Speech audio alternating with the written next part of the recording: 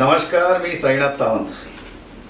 Knowledge gain फाउंडेशनच्या म्हणजेच KGFच्या या नवीन एपिसोडमध्ये आपल्या सर्वांचं मनापासून स्वागत करतो. संघर्ष ते यश अथक प्रवास या सदराखाली डायरेक्ट सेलिंग इंडस्ट्रीतल्या मराठी यशस्वी लोकांच्या मुलाखतींचा आम्ही हा कार्यक्रम राबवतोय. आज आपल्याकडे महाराष्ट्राच्या शहापूर या भागातून श्री अजित दुधाळे साहेब आपल्याकडे उपलब्ध झाले आहेत आजच्या गप्पाष्टकांसाठी. मुलाखत मी एवढ्यासाठी म्हणत नाही, कारण मुलाखतीत लोक हातचं राखून बोलतात, औपचारिक बोलतात. गप्पांमध्ये हातचं राखून बोलत नाही. माणूस आत आणि बाहेर वेगळा नसतो आणि त्यामुळे त्यांच्याकडून त्यांचा हा जो आता यशाच्या रस्त्यावर जो प्रवास चालू आहे त्या प्रवासाची काही क्षणचित्र त्यांच्याच तोंडून आपण आज टिपणार आहोत. तर स्वागत करूया अजित दुधाळे साहेबांचे. साहेब नमस्कार. नमस्कार. मला वेळ दिलात आणि आज आमच्या या गप्पांसाठी उपलब्ध झालात याबद्दल मनापासून आभार. खूप खूप धन्यवाद सर. तर दुधाळे सर, तुम्ही या व्यवसायात ऑफ द रेकॉर्ड आपण बोलताना असं समजलं की तुम्हाला 6 वर्ष झालेली आहेत या डायरेक्ट सेलिंग इंडस्ट्रीमध्ये. हो बरोबर. आणि आता तुम्ही एका अशा संकल्पनेवर काम करताय, त्या संकल्पनेतलं पॅकेज विक्री करणं हे म्हणजे सर्वसामान्य माणसाला वाघिणीचं दूध वाटावं. नक्कीच. कारण 2 लाख 3 लाख 4 लाख रुपयाची पॅकेजेस विक्री करणं हे खरोखरच महाकठीण काम आहे असं वाटतं. पण त्याच्यावर येण्यापूर्वी ह्या इंडस्ट्रीमध्ये तुमचा प्रवेश कसा झाला आणि या इंडस्ट्रीमध्ये येण्यापूर्वी आपलं म्हणजे आपण कोणत्या व्यवसायात होतात किंवा जॉबमध्ये होतात किंवा म्हणजे रोजीरोटीसाठी आपण काय करत होतात आणि शहापूरसारख्या ठिकाणी म्हणजे खेडेगावातून तुम्ही आलात, तिथली आव्हानं काय होती याच्यावर आपण सविस्तर बोलणारच आहोत. नक्कीच. पण आता तुम्ही एक चांगल्या सुस्थितीत आहात त्याच्यावरही आपण नंतर बोलू. पण मग या व्यवसायात येताना तुम्ही स्वतःहून आलात की कोणी धक्का मारला की अपघाताने आलात, हे आमच्या प्रेक्षकांना जाणून घ्यायला आवडेल, जेणेकरून त्यांच्यातले तुमच्याशी रिलेट करणारे अनेक लोक आहेत ज्यांना एक चांगली प्रेरणा मिळेल, स्फूर्ती मिळेल. नक्कीच सर. सर्वप्रथम मी तुम्हाला धन्यवाद देतो की मला या आपल्या नॉलेज गेन फाउंडेशनच्या मंचावर तुम्ही मला आमंत्रित केलं, मला बोलण्याची संधी दिलीत.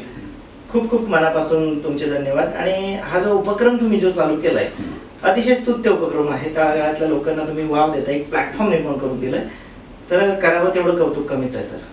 बरोबर. तर माझ्याबद्दल थोडक्यात सांगायचं झालं तर प्रत्येकाचा काही ना काही पास्ट असतो. बरोबर. भूतकाळाशिवाय जीवन नाही आणि ते विसरून पण चालत नाही.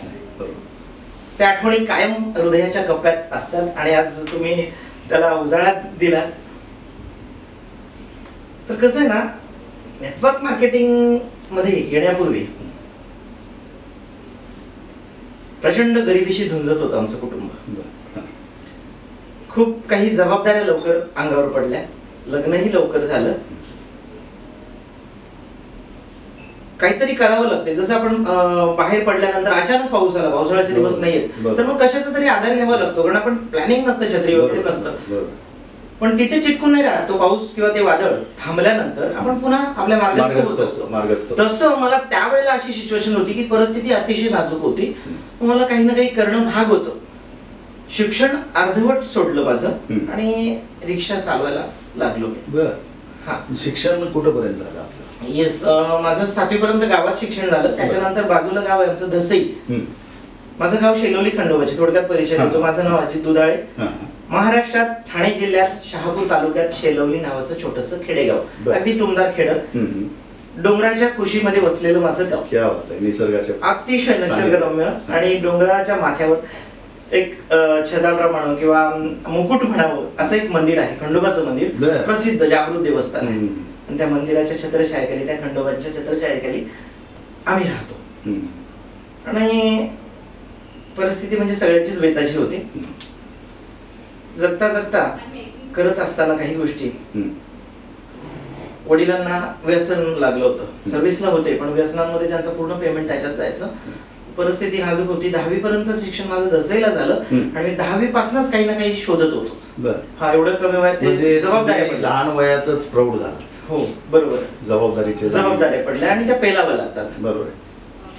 वेगवेगळ्या दुकानांमध्ये कामं केली, बर 1-2 ठिकाणी कंपन्यांमध्ये कामं केली सुट्टीच्या पिरियड मध्ये, आणि ते कामं करून मी शिक्षण पूर्ण ठेवलं. बर. आणि कसं कसं माझं ग्रॅज्युएशन पूर्ण झालं. क्या बात आहे. आणि पुढे शिकायची इच्छा असून नाही शिकलं. तर काही ठिकाणी मी फाईल्स घेऊन आपण जात असतो ना बऱ्याच ठिकाणी, तर तिथे मुळात मला अंतरंगात नोकरी करण्याची इच्छा नव्हती, केवळ परिस्थिती म्हणून मी तिथे जात होतो. आतून इच्छा नसल्यामुळे तिथे मला तो सबळ नाही मिळालं पाठबळ. मग छोटासा का असेना स्वतःचा धंदा करावा ही एक इच्छा होती. मग रिक्षापासून सुरुवात केली. परमिट माझं स्वतःचं नव्हतं, मी भाड्यानं रिक्षा घेतली, ती चालवली वर्षभर. त्यानंतर स्वतःचं परमिट काढलं आणि रिक्षा चालवायला लागलो. पण ते करत असताना मन स्वस्त बसत नव्हतं. नुकतंच मिसरूड फुटलेलं होतं आणि त्याच वेळेला सुनील सातपुते, जगन्नाथ भेरे, त्यांचं नाव मी आवर्जून घेईल, किंवा मार्केटिंगचा येण मला माहित नव्हता, तो त्यांच्यामुळे मला कळाला. आणि कळमकर साहेब होते, जगन्नाथ भेरे दाम्पत्याने आले होते आणि आमच्या गावात त्यांनी एक प्रोग्राम ठेवला होता, व्यवसाय मार्गदर्शन शिबिर म्हणून असं. आणि त्या शिबिराला मी गेलो होतो. अंतरंगात काही ना काही वेगळं करण्याची उर्मी होती आणि ते मला पथ्यावर पडलं. खूप चांगलं वाटलं त्यावेळेला. तर जवळजवळ 40-45 लोक तिथे जमली होती गावातली. आबाला वृद्ध सगळेच जमले होते. पण बाकी सगळ्यांनी ऐकायचं म्हणून ऐकलं आणि निघून गेले. पण माझ्या त्या इथं फिट बसलं, हृदयात काळजाला भिडलं. ते म्हणलं असं काहीतरी असावं, असं काहीतरी करावं. नंतर मी त्यांचा नंबर घेतला. त्यावेळेला फोनही नव्हते जवळ, मोबाईल नव्हते, लँडलाईन चुकून कोणाच्या तरी घरात असायचं.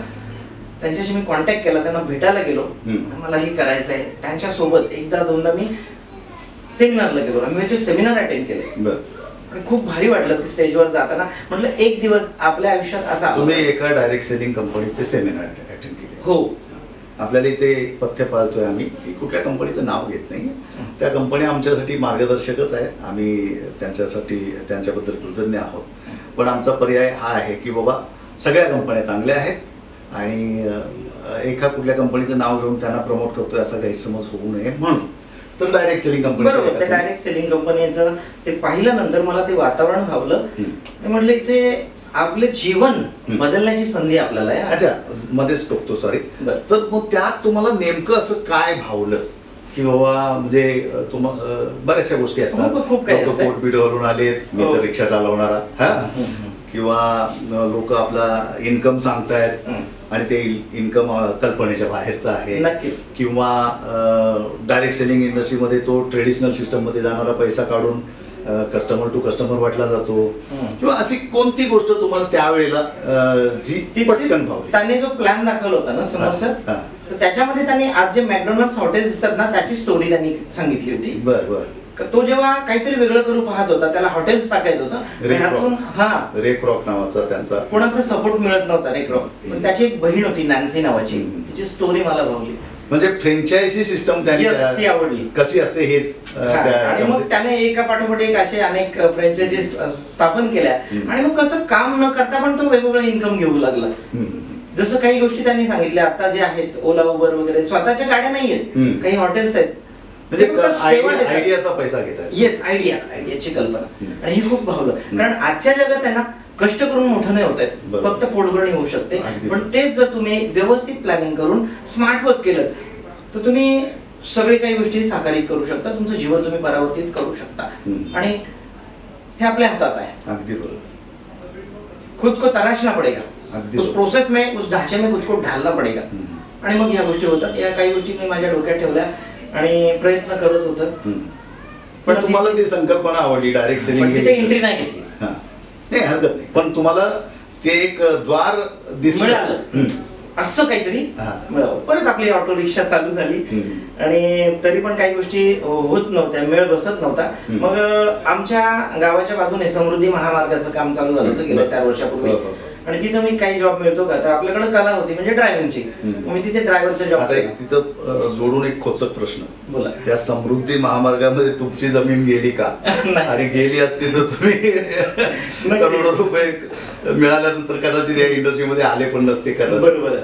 तर पास्ट असा असतो प्रत्येकाचा की ज्याच्याजवळ मुबलक पैसा असतो ना, तो बऱ्याच वेळेला तो वळत नाही. पण ज्याला गरज आहे, स्वतःला तो शोधतच बदलण्याची राहतो. तो शोधत असतो आणि शोधलं तर या जगात नाही मिळत अशी एकही गोष्ट नाही असं मला वाटतं. अगदी बरोबर, अगदी बरोबर. शोधायला सापडेल आणि आपलं भविष्य कसं असावं हे आपण ठरवलं पाहिजे. त्याचं प्लॅनिंगच नाही केलं ना तर गतानुगतिक जीवन आपण अगदी. सगळं जाणार हो, आहोत. हो. काहीतरी वेगळं जगावं असं माझी आंतरिक इच्छा होती आणि तो प्लॅटफॉर्म मी शोधत होतो. आणि त्या दरम्यान मी समृद्धी महामार्गाचं कामात तिथे पण करत होतो, ऑटोही चालवत होतो, दिवसा ऑटो चालवायचो आणि नाईट शिफ्ट मी खास करून तिथे घेतली होती. बरं. असं हार्डवर्क जॉब पण करत होता. हा तिथे जॉब करत होतो. फार दिवस नाही केला, एक 10 महिने ठीक आहे, केला. हा. पण ते करत 10 असताना मला- महिन्यामध्ये जवळजवळ वर्ष झालंच की. हो की बरोबर. मग घरात सरांचा फोन आला मला, कारण मधल्या काळात ते थोडं सांगायचं राहिलं. एक वर्षभर केलं तर पुन्हा तिथे इथे आपण ती काळजी घेऊया. आपल्याला कुठल्या कंपनीचं नाव घ्यायचं नाही. बरं चालेल. तर ठीक आहे. एक कॉन्सेप्ट तुमच्या दुसरं आयुष्यात डायरेक्ट सेलिंग छोटस होतं जे FMCG मार्केट म्हणजे काही वस्तू प्रोव्हाइड करणार होतं. तिथे मी थोडे दिवस काम केलं, साधारणतः 11 महिने वर्षभर केलं असेल. पैसा नाही मिळाला पण जे नॉलेज मिळालं ना ते अमेझिंग होतं. त्याच्यामुळं माझी ही पकड कायम झाली, कॉन्फिडन्स वाढला. कॉन्फिडन्स वाढला. येस, म्हणजे सच्चा नेटवर्कर अगर है तो वो मिट्टी भी बेच सकता है. अगदी बरोबर, अगदी बरोबर. तर लोकांना त्यांची गरज दाखवता आली पाहिजे आणि इथं तुमचं भविष्य बदलणार आहे, भविष्य घडणार आहे. जे आजपर्यंत तुमच्या डोक्यातच होतं ते साकारित होणार आहे. हे फक्त दाखवलं पाहिजे आणि दाखवता आलं ना की जमलं. हे माझ्या डोक्यात फिट्स होतं. आणि मग घरज सरांचा मला फोन आला, ज्यांना मी गुरु मानतोय. त्यांच्या माध्यमातून मी आज जिथे काम करतोय ते मला समजलं. त्यांनी मला बोलावलं, या असा एक कार्यक्रम आम्ही छोटेखाने आयोजित केलाय आणि मला इन्व्हाइट केलं आणि मी दुसऱ्या दिवशी सुट्टी टाकून मी तिथे गेलो, कारण माझा कल तिथे होता. समजून घेतलं. पहिल्या दिवशी सगळं लक्षात येतं असं काही नसतं. बरोबर आहे, बरोबर. पण एक गोष्ट फिट झाली होती, हे प्रोडक्ट माझं जीवन बदलणार आहे. महाग आहे बघा, ज्याला घ्यायचं नाही त्याला नक्कीच महाग वाटतं आणि महाग आहे हे पण काही खोटं नाही. बऱ्याच वेळेला काय होतं, कंपनी टू कस्टमर आपण घेत नाही. कुठल्या तरी दुकानातून आणतो, त्याने अजून मोठ्या दुकानातून आणलेलं असतं, त्याने होलसेलर डीलर कडून आणलेलं असतं. ह्या सगळ्या दरम्यान प्रत्येक जण आपापलं मार्जिन काढत असतो, गव्हर्नमेंटला टॅक्स जात असतो, शिवाय त्या प्रत्येक प्रोडक्टवर ऍडव्हर्टाईज होत असते. तर मग एक 30-40% भाग हा त्या प्रोडक्टचा जातच असतो. मग इथे कसं होतं, डायरेक्ट सेलिंगच्या माध्यमातून कंपनी टू कस्टमर येते. ऍडव्हर्टाईज वाल्यांना कुठल्या तरी सेलिब्रिटीला पैसे देण्यापेक्षा ती कंपनी आपल्याला पैसे कस्टमर टू कस्टमर येस. तुमच्या वर्ड ऑफ माउथ साठी व्यापारी वर्ग मोठे होत चाललाय ना. तळागाळातल्या माणसाला ती संधी मिळत नाही. तर आम्ही हे पटवून देतो की इथे आरोग्य तर आहेच, पण आपल्याला आपलं आयुष्य बिल्ड करण्यासाठी एक संधी मिळते. आणि हे करत असताना तुम्ही जे काही करताय, मग कोणी व्यावसायिक असेल, जे काय असेल, किंवा कोणी कुठे काम करत असेल, जॉब करत असेल, तर ते सोडायची गरज नाही. ही मोठी गोष्ट आहे. ते करता करता जर तुमच्या घरात पार्ट टाइम 4 पैसे एक्स्ट्रा येणार असतील तर मग कसं वाटेल, कोणाला नको वाटेल. आणि एक पण स्वच्छ पारदर्शक मार्गाने कंपनी जेन्युइन आहे हे सगळं पटवून देतो, तर मग करायला काय हरकत आहे. तरी पण सगळेच करतात असं नाही. पण मग त्याचेही टेस्टिमोनियल आहेत ना. हो, की जसं त्या पॅकेजचं ते प्रॉडक्ट यूज केल्यामुळे अनेक आजारातून मुक्त झालेले लोक आहेत किंवा मुक्त होण्याच्या मार्गावर असलेले टेस्टिमोनियल आहेत.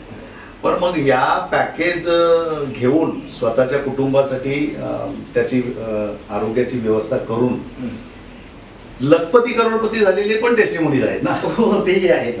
आज तुमच्या कंपनीमध्ये एक व्यक्ती महिन्याला 2 करोड कमवतोय, ही कल्पना म्हणजे प्रचंड बुद्धीच्या पलीकडची, अनाकलनीय किंवा अविश्वसनीय जरी असली तर त्याच्यावर विश्वास ठेवल्यानंतर त्या कल्पनेत जाऊन सुद्धा सुख वेगळं आहे. की असं जर कधी माझं झालं करोडो रुपये महिन्याला तर काय होईल. तर ते सुद्धा टेस्टिमोनीज आहेत. आणि आता ते तुमच्यासारख्या असंख्य लोकांच्या माध्यमाने सुद्धा उभे राहिले की बाबा आम्ही अडथळे पार करून आमचं नेटवर्क उभं केलं, ते पॅकेजेस विक्री झाले माझ्या माध्यमाने किंवा माझ्या नेटवर्कच्या माध्यमाने, आणि मी लाखो रुपये कमवले. आणि त्या लाखो रुपयांमुळे माझ्या आयुष्यात काय बदल झाला हे तुम्ही प्रत्येकाला सांगू शकता.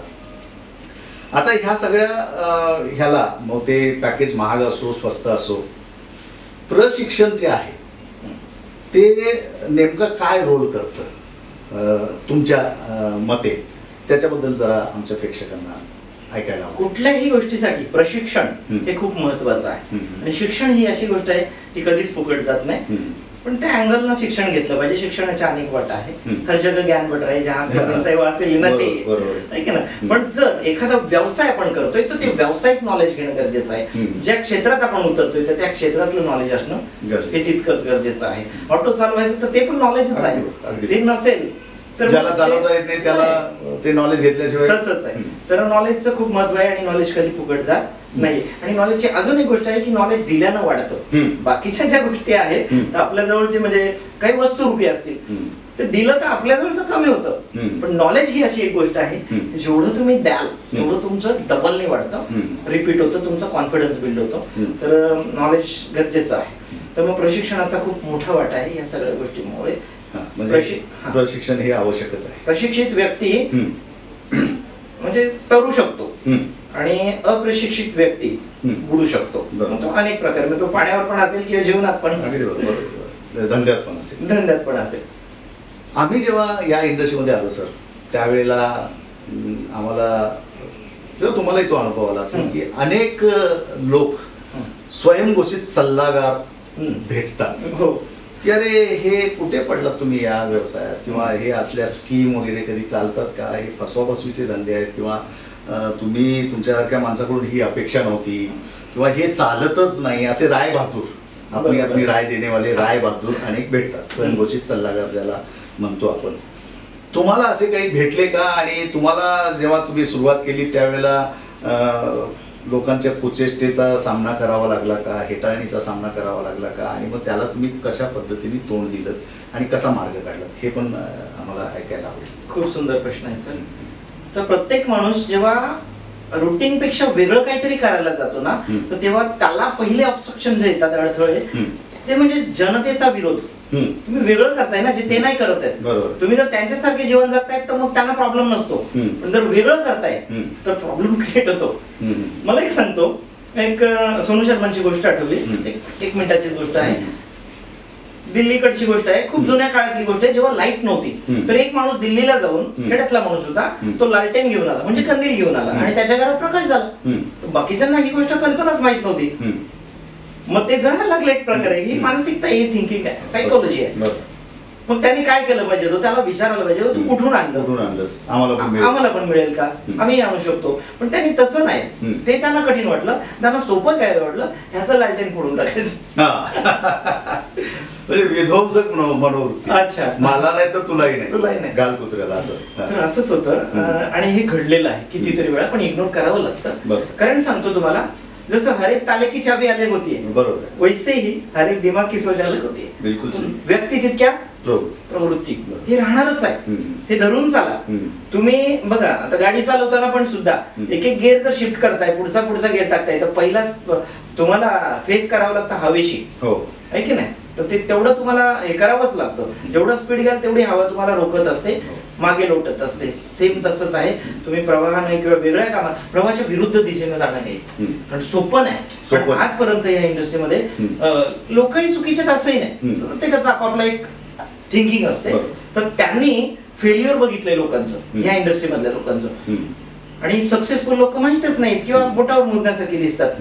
मग एवढी लोक फेल होत आहेत तरी पण तुम्ही तेच करताय असं ती लोक बोलतात, किंवा ती जवळचीच असतात, ते आपले हितचिंतक पण असतात. पण तेवढंच का त्यांना हे माहित नाहीये याच्यात खरंच लाईफ बनणार आहे, किंवा तो विश्वास नसतो, तो निर्माण करू द्यावा लागतो. किंवा आज ना उद्या त्यांना ते पटतं. त्यासाठी आपण जो मार्ग निवडलाय त्याच्यावर आपण ठाम राहावं लागतं. उलट त्या गोष्टी आपल्याला बळ देतात काम करण्यासाठी. ह्यांच्यासाठी मला करून दाखवायचे. जवळचीच लोक, माझी भाची सुद्धा मला म्हणाली ती तुझ्यात नाही जमणार आहे, तुझ्यात, मी अबोल होतो सुरुवातीला, तुझ्यात नाही होणार आहे. मी तिला रिॲक्ट नाही झालो, म्हणजे याला बोलणारा माणूस पाहिजे आणि तुम्ही अबोला. किक लागली होती ते, आणि किक लागल्याशिवाय काम नाही. मनात ठरवलं, इमर्जन्सी जनरेट झाली. येस, हे करायचं, कधी कधी गरजेचं दाखवून द्यायचंय, घडून दाखवलं. आणि आज मला ती म्हणजे मानते, आज गुरु मानते ती मला, की करून दाखवलंच मामा तू. तर ह्या सगळ्या गोष्टी आहेत. तर तुम्ही सुरुवातीला जेव्हा कुठली नवीन गोष्ट जगामध्ये मांडता किंवा वेगळं काही प्रवास करता तेव्हा तुम्हाला संघर्षाला किंवा हेटाळणी आणि कुचेष्टा दारुगोळ्याचं काम करते. म्हणजे तुम्हाला द्वेष निर्माण करते आणि आतून तुम्हाला ऊर्जा वाढवते. ते तुम्ही कसं स्वीकारता त्याच्यावर अवलंबून आहे. तुम्ही एकतर ते त्याच्यामुळे मायूस होऊन, दोन मार्ग आहेत, सोडून जाऊन ट्विट करू शकता, किंवा नाही आता मी करूनच दाखवतो, येस, बघूया कसं एक बळ मिळतं. आंतरिक इच्छा पण होती आणि बदलणारच आहे. मला एक म्हणायचं आहे, एक माकडाची स्टोरी सर आमचे नेहमी सांगतात की बघा, एक झाड होतं, तळ्याकाठी ते झाड होतं आणि गोष्टी हो. पण त्याच्यातून आपल्याला एक मॉरल घ्यायचंय. हो. तिथे एक देवी प्रकट झाली आणि तिने सांगितलं की बाबा 1 मिनिटात जो कोणी माकड या पाण्यामध्ये उडी मारेल हो. त्याचा पुत्र होईल, राजपुत्र होईल. बाकीची माकडच ती चंचल मनाची एकामेकाकडे बघू लागली. मिनिट संपत आला तर संपण्याच्या आधी एकानं उडी मारली आणि तो बाहेर निघताना राजपुत्र होऊन निघाला.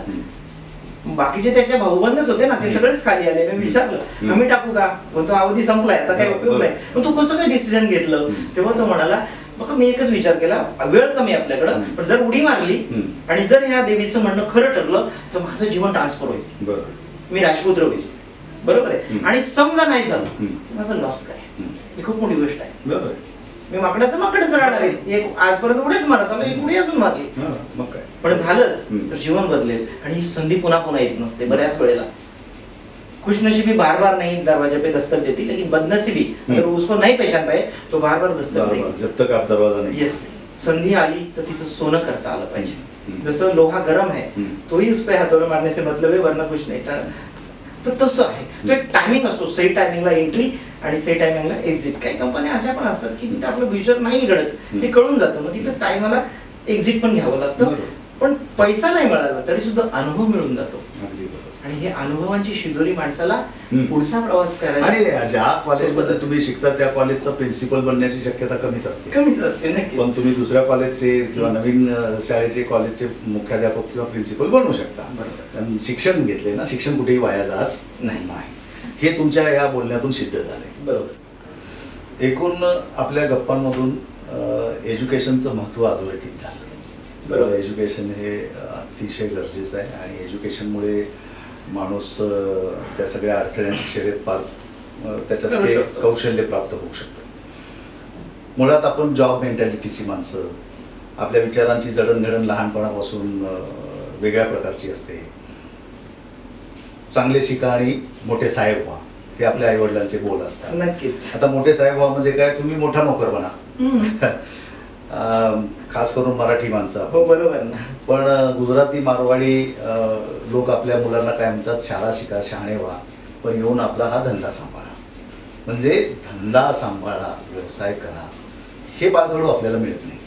मग अशा स्थितीत ही विचारांची चौकट मोडण्याचं काम हे एज्युकेशन प्रोग्राम्स करतात. बरोबर. पण त्याचबरोबर ही चौकट मोडायला पुस्तकांचाही महत्वाचा रोल असतो.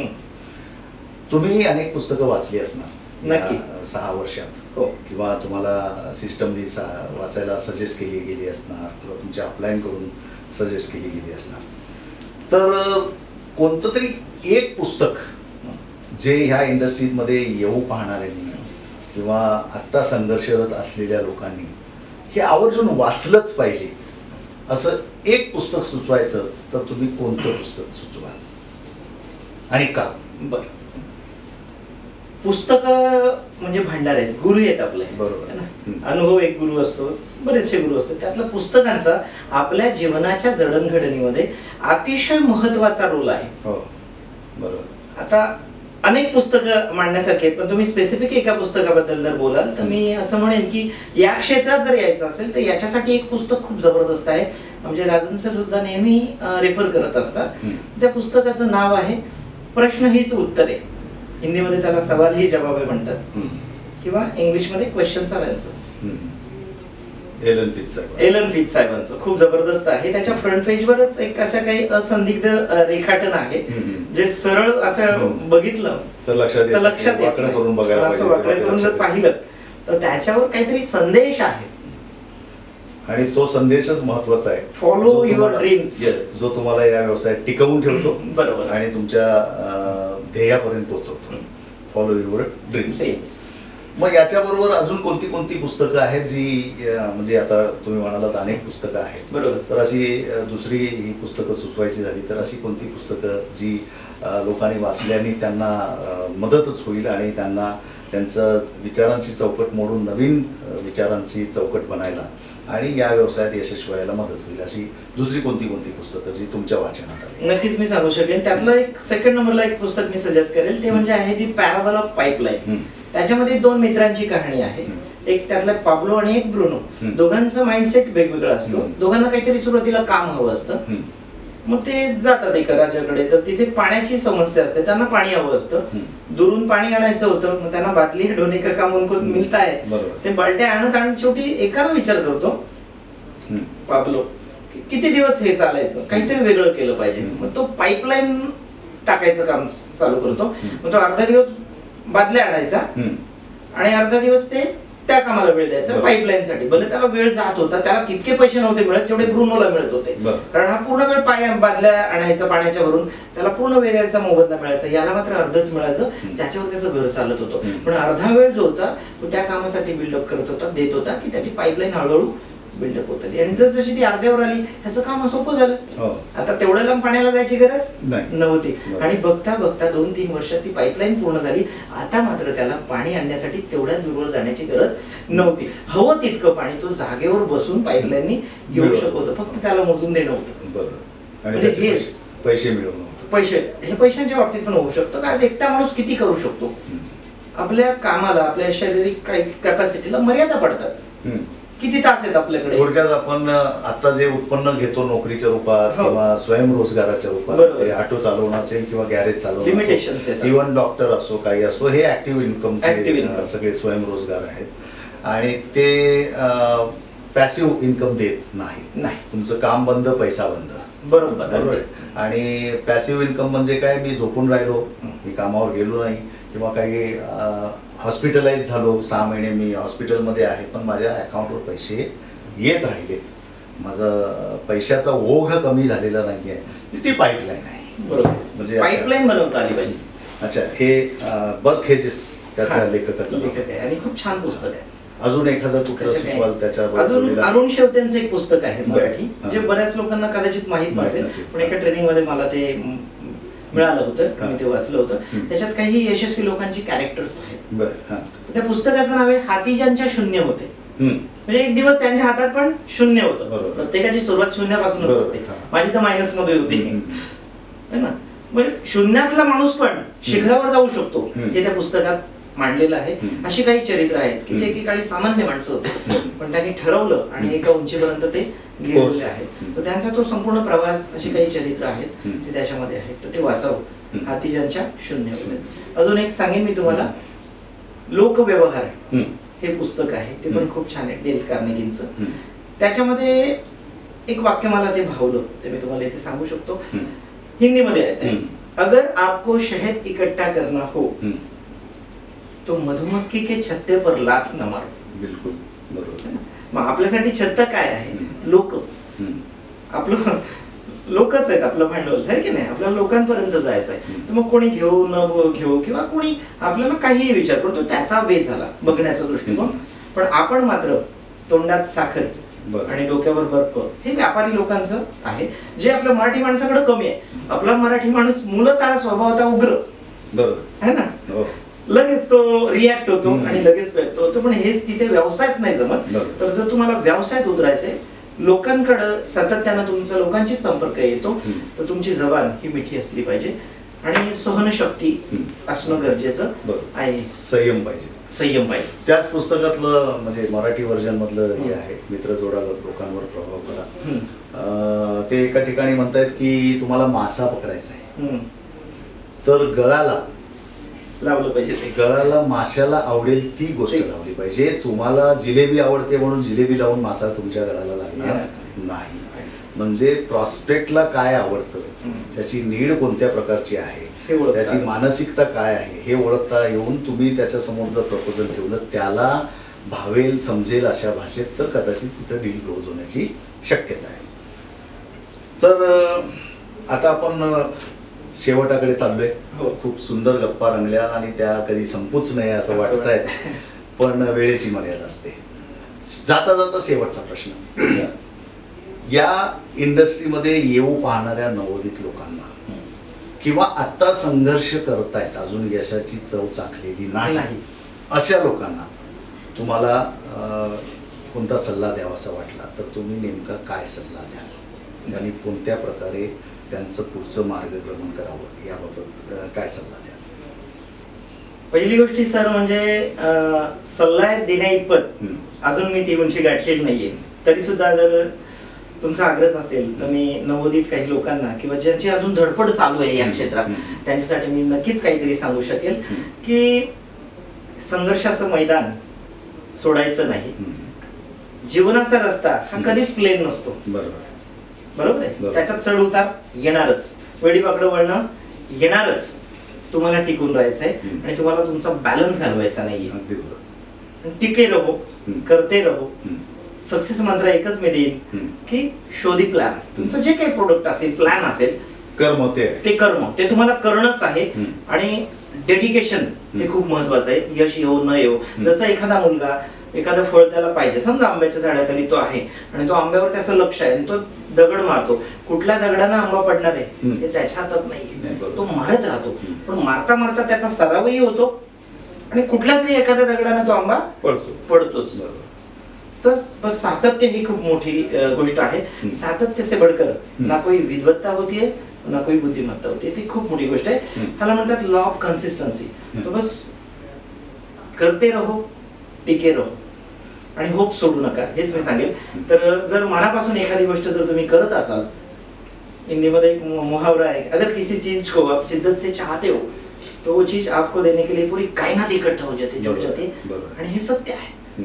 तुमची त्या गोष्टीप्रती काय इच्छा आहे आणि जर इच्छा तेवढी प्रभावशाली असेल, डेडिकेशन तेवढं असेल, तर निश्चित तुम्हाला मार्ग मिळतो, यशही मिळतं. हालाकी सगळं सोपं असतं असं काही नाही, पण ते सोसावं लागतं. आणि त्या प्रोसेस मध्ये ना घडत जातं प्रत्येक मनुष्य. आणि त्या प्रोसेस जर नाही झाली तर मग काय फायदा नाही. एक तुम्हाला छोटीशी गोष्ट सांगतो की प्रभू रामचंद्र ज्या वेळेला जन्माला येणार कौशल्य मातेच्या पोटी, तेव्हा दृष्टांत झाला होता स्वप्नामध्ये, असं पुराणांमध्ये वर्णन आहे. आता मी काही त्यावेळेला नव्हतो, पण की आई मी डायरेक्ट 16 वर्षाचा होऊन येऊ का तुझ्याकडे? ते म्हणे नको, मला त्या प्रसव वेदना आहेत ना त्या हव्या आहेत, तुझं बालपण मला हवंय.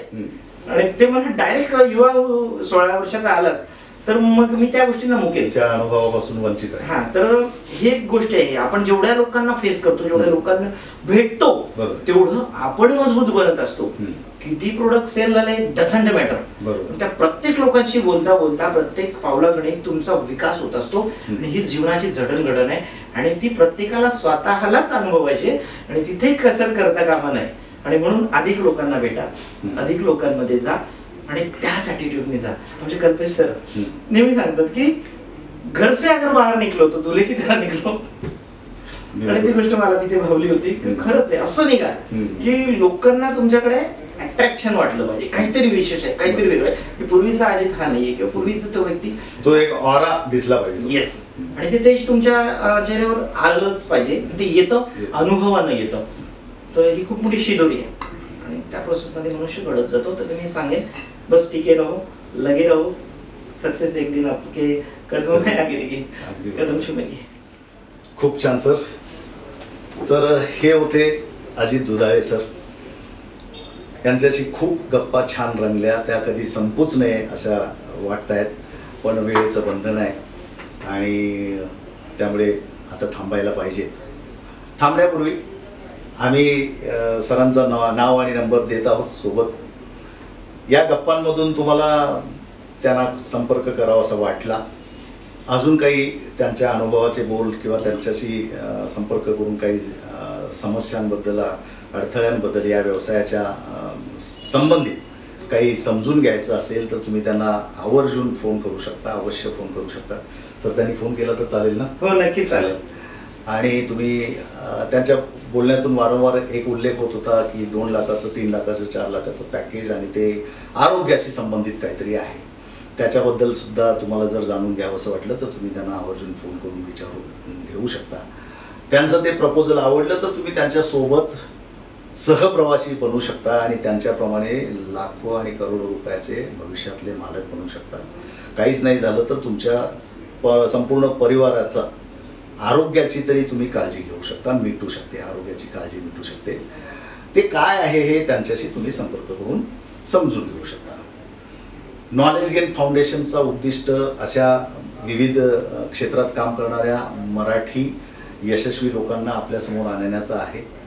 आता आम्ही डायरेक्ट सेलिंग इंडस्ट्रीतले लोक आणतोय, भविष्यात ते इन्शुरन्स इंडस्ट्रीतले असतील, ट्रेनिंग इंडस्ट्रीतले असतील, अजून लोकांच्या सूचनेप्रमाणे वेगवेगळ्या इंडस्ट्रीतले लोक असतील ज्यांना आम्ही तुमच्यासमोर आणू आणि त्यांना बोलतं करून त्यांच्या क्षेत्राबद्दलची अधिक माहिती तुमच्यासमोर पोहोचवण्याचा प्रयत्न करू.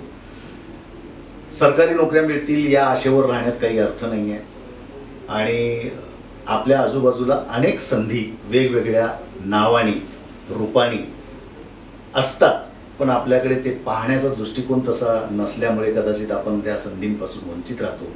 आमचा प्रयत्न आहे की विविध क्षेत्रात कोणत्या ठिकाणी मराठी माणूस त्याच्या मानसिकतेप्रमाणे जाऊन उत्कर्ष करून घेऊ शकतो हे लोकांच्या समोर ठेवणं.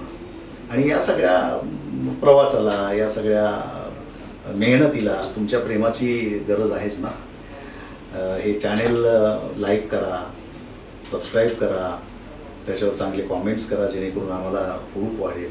आणि ज्यांच्यापर्यंत आम्ही पोचवू शकत नाही अशा त्या तुमच्या परिचितांपर्यंत शेअर करून ते पोचवा, जेणेकरून अशा सफल झालेल्या लोकांना त्यांच्यापर्यंत पोहोचू द्या आणि त्यांनाही काहीतरी त्याच्यातून मार्गदर्शन आणि शिकवण मिळू द्या. आणि मला खात्री आहे ते तुम्ही कराल. नॉलेज गेन फाउंडेशन येणाऱ्या काळामध्ये विविध प्रकारच्या एज्युकेशन प्रोग्रामचं पण कंडक्ट करायचं मनावर घेतलेलं आहे. त्याचाही तुम्ही लाभ घेऊ शकता. नॉलेज गेन फाउंडेशनचा मोबाईल नंबर खाली दिलेला आहे, तुम्ही तो त्याच्यावर विचारू शकता की बाबा डायरेक्ट सेलिंग इंडस्ट्रीतलं प्रशिक्षण म्हणजे नेमकं तुम्ही काय देणार. आमच्या कंपनीमध्ये आम्हाला प्रशिक्षण मिळतं आहे, ते तर तुम्हाला मिळणारच आहे, पण एक अशी प्रूव्हन सिस्टम ज्याच्या आधारे संपूर्ण जगभरात अनेक लोक डायमंड झाले. डायमंड हे प्रतीक आहे बरं का यशस्वीतेचं. वेगळ्या कंपनीमध्ये रेकग्नेशनची नावं वेगळी असतील, आपण डायमंड हे सार्वजनिक नाव हे करूया, समजूया. तर डायमंड बनणारे त्या डायमंड लोकांनी कोणत्या सिस्टमवर वाटचाल करून ते मिळवलेलं आहे हे लोकांच्यापर्यंत पोहोचवण्याचं नॉलेज गेन फाउंडेशनचं मनोरथ आहे. त्यालाही तुमचा योग्य तो प्रतिसाद मिळू द्या. त्याचा फोनवर विचारा की बाबा हे वर्कशॉप किती तासांचं असेल की दिवसाचं असेल, basic education workshop, advance education workshop, त्याच्यामध्ये काय शिकायला मिळेल, काय वेगळं असणार आहे, त्याची फीज काय असणार आहे, व्हेन्यू काय असणार आहे, याची सगळी माहिती तुम्हाला त्या फोनवर तुम्ही विचारू शकता आणि माहिती घेऊ शकता. आणि जर तुम्हाला योग्य वाटलं तर त्याचा लाभ घेऊ शकता. आता मात्र थांबायला हवं, कारण पुन्हा लगेच भेटायचं आहे. आणि अशाच एका चांगल्या या क्षेत्रात प्रवास करत असलेल्या परत एका महान विभूतीला आपण लवकरच भेटूया. तर आता मात्र आपण निरोप घ्यायचा आहे. धन्यवाद. नमस्कार सर. नमस्कार. धन्यवाद. मनापासून धन्यवाद.